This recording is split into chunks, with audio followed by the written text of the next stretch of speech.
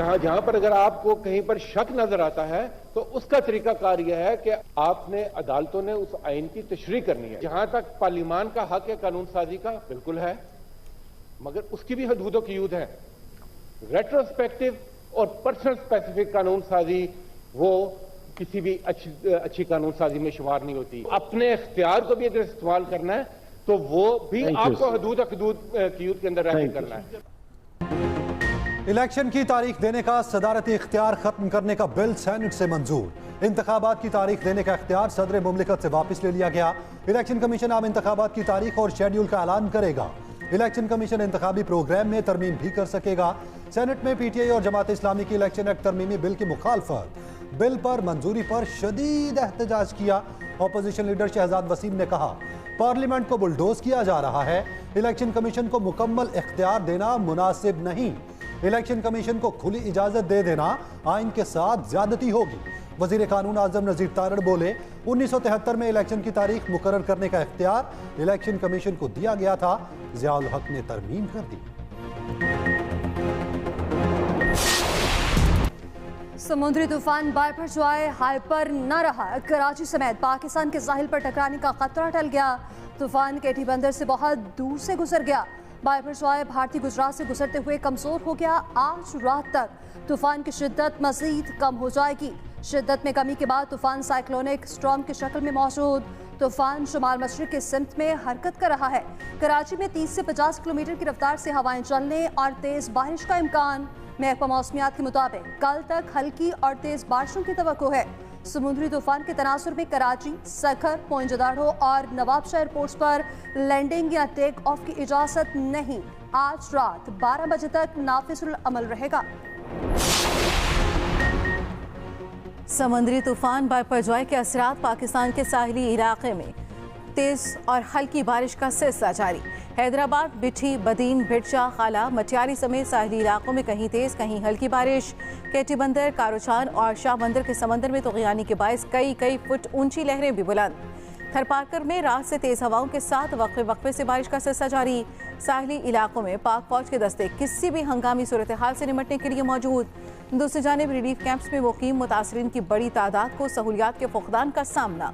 समुद्री तूफान टल जाने के बाद लोगों का अपने घरों की तरफ जाने का अमल शुरू हो गया।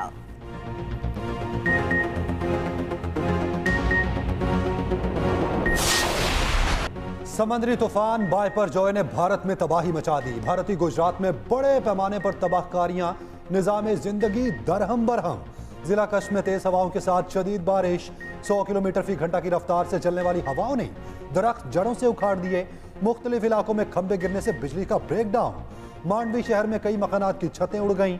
नौलखी के साहली इलाके में 7.5 मीटर की द्योकामत लहरें देखने में आईं। 70 ट्रेनें मनसूख कर दी गईं।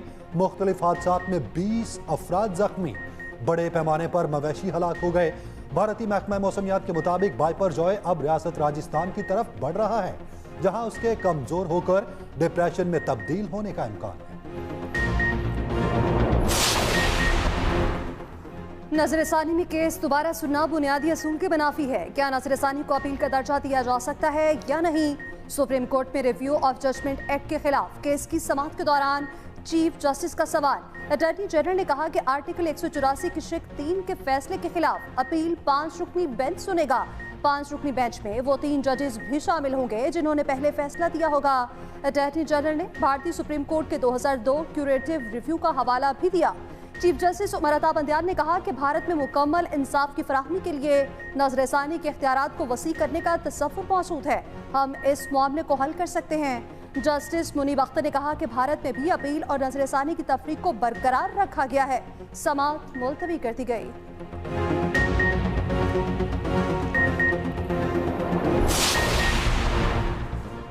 लड़ाई के बजाय मुज़ाकरात किसी भी मसले का बेहतर हल है।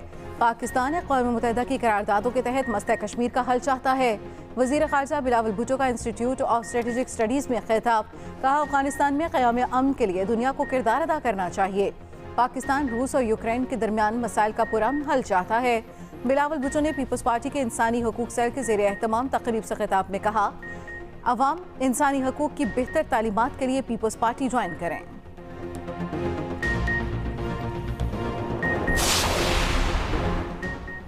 वजीर दिफा की वाइस चांसलर बारे डकैत का लफ्ज इस्तेमाल करने पर माजरत। वाइस चांसलर्स के खत पर ख्वाजा आसिफ ने कौमी असम्बली में खिताब करते हुए कहा, तकरीर में मेरा जोर करप्शन पर था। इस दौरान मैं वाइस चांसलर से मुतालिक डाकू कहकर तजावुज कर गया। असातिज़ा की इज्जत करते हैं मगर ये शोबा भी मुल्क के बाकी शोबों की तरह करप्शन से पाक नहीं। स्पीकर राजा परवेज अशरफ का खैर मकदम, कहा मुझे अभी तक वाइस चांसलर खत तो नहीं मिला मगर ख्वाजा आसिफ ने खुद ही माजरत करके अच्छा किया।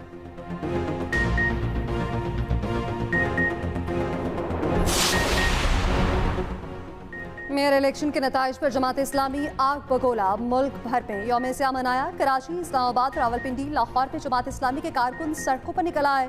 पीपल्स पार्टी का कराची में मेयर बनने पर शदीद एहतजाज किया। कराची में हाफिज नईमुर रहमान ने कारकुनान से खिताब में कहा, 15 जून को जमहूरियत का गला घोंटा गया। मेयर के जाली इंतखाब और गैर जमहूरी और गैर आईनी अमल को मुस्तरद करते हैं। पीपल्स पार्टी और सिंध हुकूमत ने जबर तशद्दुद और इलेक्शन कमीशन की मिली भगत से अवामी मैंडेट पर कब्जा किया।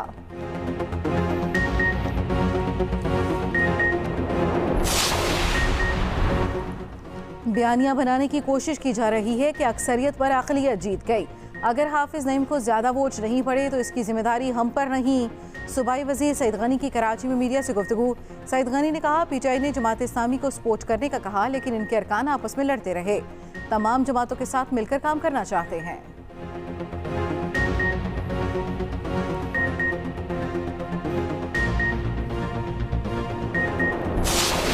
इससे पहले सेंसस हुआ था, उसमें भी सिंध के साथ जाती हुई। आपके एमक्यूएम के वजीर जो उस वक्त फेडरल कैबिनेट का हिस्सा थे, उन्होंने साइन कर दिया कि हम सेंसस को मानते हैं। बैठ जाओ, तकरीर पे बात करना अपनी, बैठ जाओ।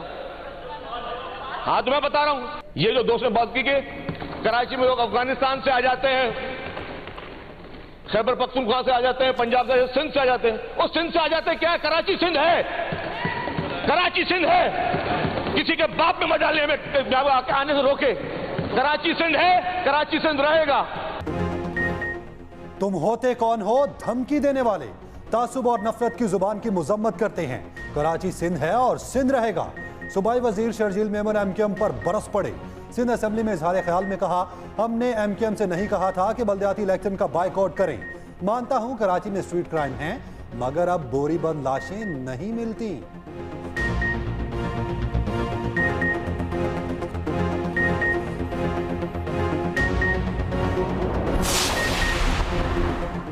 चीन को अदा किया गया $1 अरब कर्ज आज या पीर तक वापस मिल जाएगा। वज़ीर खजाना इसाक डार की कायमा कमेटी बराए खजाना को ब्रीफिंग। कहा, चीन के साथ $1 अरब पर गुफ्तशनीद मुकम्मल हो चुकी। बैंक ऑफ चाइना के साथ $30 करोड़ पर बातचीत चल रही है। रेकोडेक से $6000 अरब हासिल किए जा सकते हैं। IMF ने बैरूनी फाइनेंसिंग की शराइत रखी है जिसे पूरा कर रखे हैं। ताली दोनों हाथों से बचती है, तमाम इंतजाम कर दिए हैं। इलेक्शन ना भी होते तब भी बजट ऐसा ही पेश करते।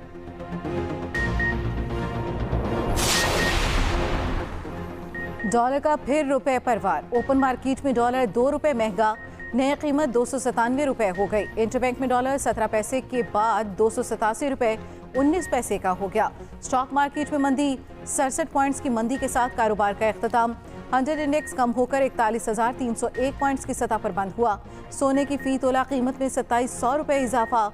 फी तोला सोना ₹2,23,400 का हो गया।